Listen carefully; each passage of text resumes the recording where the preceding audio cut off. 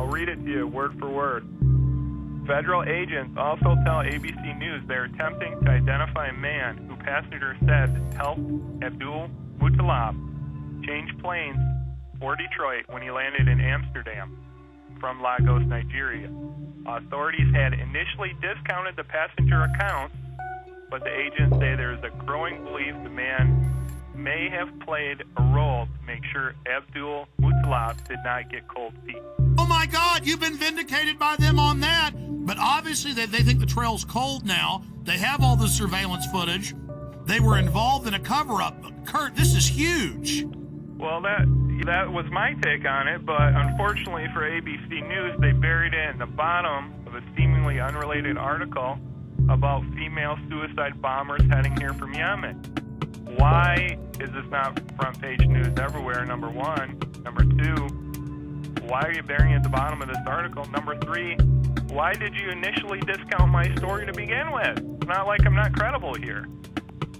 And of course, they had COINTELPRO posing as the Patriot movement attacking you. All the usual suspects. I mean, it never ends, Kurt. We are, of course, going to get into the top story today. In plain view, as if it's no big deal, DetroitNews.com. Okay, it was a U.S. government agent that was the smart-dressed man that led Umar Farouk al-Matab, or the underwear bomber, on to the aircraft in Amsterdam. After a month plus of lying and saying that no such man existed, and saying no one else was pulled off the plane in Detroit, supposedly with a bomb. Now they've admitted that happened as well. Kurt Haskell, the lawyer, and his lawyer wife, they've both on record have been proven right with other witnesses. And you add how they were already getting in Yemen. That's now confirmed. Washington Post. They were planning to already launch a bigger attack, 2,000 troops there. And then right on time, right as the body scanners were scheduled to go in January nationwide. That was already scheduled, folks. They're saying on the news, oh, now we're doing this. Now, I went and looked it up. They were scheduled to go in the additional 214 airports. They were in less than 20. So although we have acquired these machines, they are not as widely deployed as they should be. In your current role as a consultant, do you have an interest in body scanners? We consult with all kinds of firms, including firms that do manufacture body scanners. You do have some interest in more sales of body scanners, as well as a lot of other security measures. But I would point out that I've talked about this for probably the last 3 years. Read what the scanners do to your body.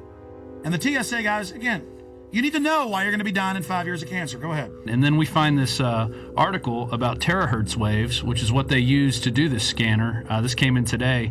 And according to one of their studies, I'm just going to read this real quick. Terahertz waves are in the electromagnetic spectrum between microwaves and infrared. And they pass through non-conductive materials such as clothes, paper, wood, and brick.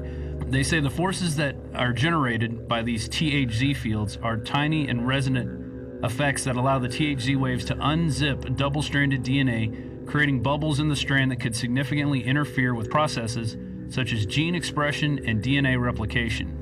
So step in the microwave. And of course, the fools don't know that the reports you've pulled up and I've looked at, these things are leaking. But the TSA guys are going to love dying of cancer. Oh, yeah. This is fun. Surrounding it. They're all around it. The thing's right there. Well, see, that's kind of the good thing, though. See, evil always gets judged. These guys make excuses. They're going to make excuses about scanning naked children, scanning naked women and men. They're going to make excuses about how it doesn't hurt you. They're the ones that are going to die first. Oh, yeah. 8 hours a day standing around it. And I'm sad for them, but this is what they want. This is what they get. This is a test of the emergency alert system. Let's go ahead and play the clergy response team clip. Now remember, before this became national news, we got the secret documents from pastors who've been recruited by FEMA. We posted the secret documents with FEMA phone numbers. Train your flocks to turn their guns in. Train your flocks to go to FEMA camps. Train your flocks to take forced inoculations. People didn't believe us, just like they didn't believe the MIAC report.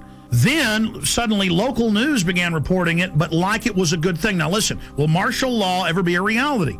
And the preachers are there being paid by the government, faith-based initiative now continuing under Obama. to tell their flocks to do what they're told by the authorities, and the government's biggest threat is the American people. That's a quote. So this is specifically the pastors getting ready for us to go to FEMA camps. And there's thousands of pieces of evidence like this, and Glenn Beck's saying it doesn't exist. Here it is. Law ever become a reality in America? Some fear any nuclear, biological, or chemical attack on U.S. territory might trigger just that.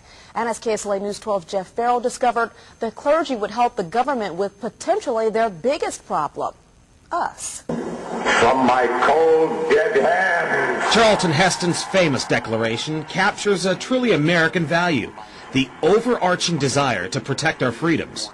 But gun confiscation is exactly what happened during the state of emergency following Hurricane Katrina in New Orleans. U.S. troops also arrived, something far easier to do even now thanks to last year's elimination of the 1878 Posse Comitatus Act. That forbid U.S. troops from policing on American soil. If martial law were enacted here at home, like depicted in the movie The Siege, easing public fears and quelling dissent would be critical. And that's exactly what the clergy response team, as it's called, helped accomplish in New Orleans. Jeff, the primary thing that we say to anybody is let's cooperate and get this thing over with, and then we'll settle the differences once the crisis is over. Such clergy response teams would walk a tightrope between the needs of the government versus the wishes of the public.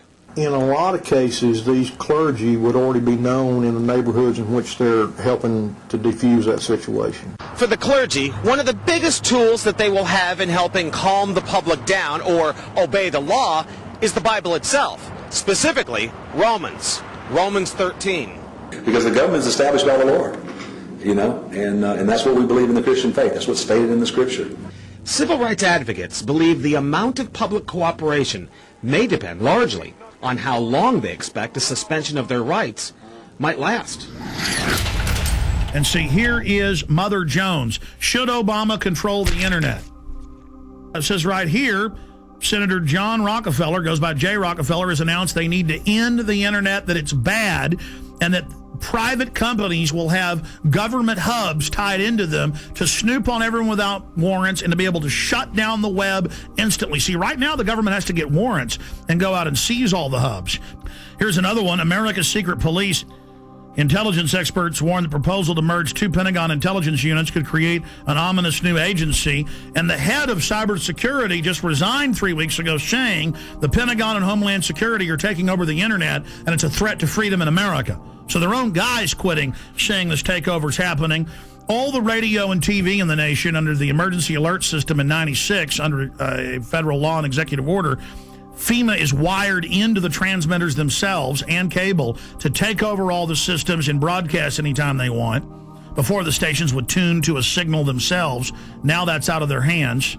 All of that's going on. So see, they've got the preachers, they've got the citizens, they've got the military prepared for martial law, and they could remotely listen to you even when the cell phone's off. That's standardized the cell phones. And all telecommunications companies were given $9 billion total to put in whole floors for the NSA to move into. So the NSA doesn't tap the phone companies. They are the phone companies. Just like FEMA on all radio, TV, cable, you name it, is already in control with hubs at the transmitter site or at the satellite uplink site. The last piece of equipment.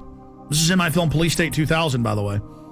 See, I was sitting there talking to the engineer in 1996 at KJFK FM, and he calls me over and goes, look at this, Alex. They're ordering us to do this. Here's all the secret documents. We're not supposed to show this to anybody. And I was sitting there reading it. FEMA takes over through this. Everything you do goes through this system. I mean, that's what you hear when it goes, bang, bang, bang. This has been an emergency alert system. That is a federal test tone going via shortwave radio transmitters, dials in, and takes control of your radio station. And that's what they say right here. During emergencies, when they're rounding people up and arresting them and shooting people, their job is to keep the media shut down. They don't have to come arrest Alex Jones. They hit one button, the internet shuts off. They hit one button, In the not-too-distant future, the self-proclaimed intellectual elite will rule every aspect of our lives. People in the world are content to stay as first or second level maggots. The economy is emerging from the recession. We have to keep geoengineering on the Implementation depends on motivation. An alarming and possibly catastrophic disaster. Already the path has been chosen. The design set in motion decades ago.